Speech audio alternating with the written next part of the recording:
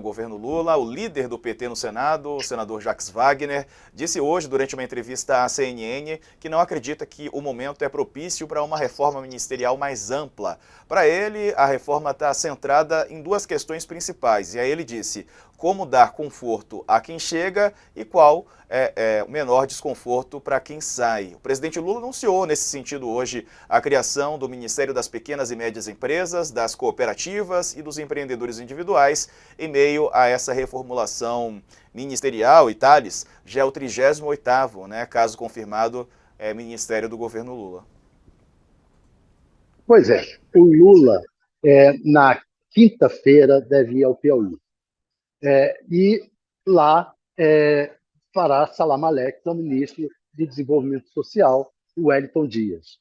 O que o Jacques Wagner defende e que está mais ou menos pacificado, e essa notícia do Lula de que criará o Ministério da Pequena e Média Empresa, é que, ao que parece, ele não vai mesmo mexer no Ministério do Desenvolvimento Social, no Wellington Dias, que o Centrão tanto quer. Tanto pode ser que ele dê o Ministério da Pequena e Média Empresa ao Centrão, ou pode ser até que ele dê o Pequena e Média Empresa em um pedaço do Ministério do Desenvolvimento Social. O Jacques Wagner é contra isso. A mexida pequena que deve ocorrer agora é dar um ministério para os republicanos e um ministério para o PP do Arthur Lira. A ideia agora são essas duas partes. A reforma mesmo não viria, tá? Fala-se, o Jacques Wagner mesmo fala, no final do ano ou no início do ano que vem, é sempre assim que se fala em todo o governo. A reforma em dezembro ou janeiro. Na verdade, a reforma, os presidentes costumam empurrar essas reformas para abril, que é quando tem que haver a desincompatibilização dos seus ministros que desejem concorrer a cargos eletivos, a algum cargo na eleição municipal que haverá em 2024, na eleição municipal seguinte. Então, é o que o Lula está tentando, empurrar com a barriga para a grande reforma ministerial que ele será obrigado a fazer em abril de 2024. Se ele conseguir empurrar com a barriga, ele vai fazendo, para conseguir empurrar a barriga, ele vai fazendo pequenas mexidas. E é isso que o Jacques Wagner está defendendo, e é isso que a maioria do PT também está defendendo e que o Lula está tentando. Só que o Centrão quer mais e mais rapidamente. A boca do Centrão é grande, não é pequena, e ele tem instrumentos de pressão contra o governo. Vamos ver quem vence esse cabo de guerra. Centrão sempre quer mais, né? E sempre vai ser assim. Deixa eu trazer aqui só o Thales de volta, porque eu quero ouvi-lo, Thales. Hoje você escreveu sobre um coronel afastado que mostra que general deixou bombas contra Lula no GSI. Aproveitando que a gente está falando aqui sobre a CPI dos atos golpistas, você pode trazer essas informações para a gente, por favor? É que o afastamento desse coronel se deu a partir do momento que a CPI levantou que queria o sigilo dele, levantou o sigilo dele porque desconfiava de alguma atividade dele em favor do golpismo. O caso é que houve uma sindicância interna lá dentro do GSI e se achou que o resultado é melhor afastar esse tenente-coronel.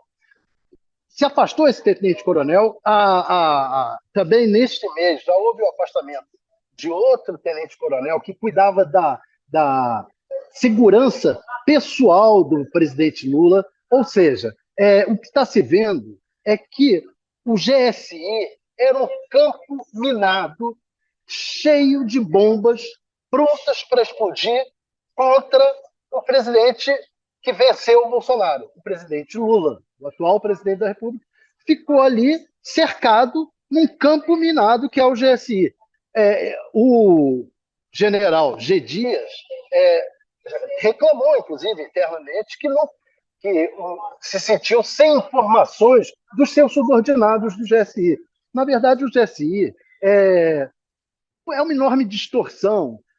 Deveria ser acabar. O Lula deveria acabar com o GSI e criar novas estruturas. A Janja já notou isso e já pediu para a Polícia Federal cuidar da segurança. Porque não é possível que um tenente-coronel, o que foi afastado há algumas semanas, viajasse com o Lula, cuidasse da organização, da segurança do Lula nas viagens, tivesse acesso pleno ao presidente e, ao mesmo tempo, era um cara que tinha trocado mensagens golpistas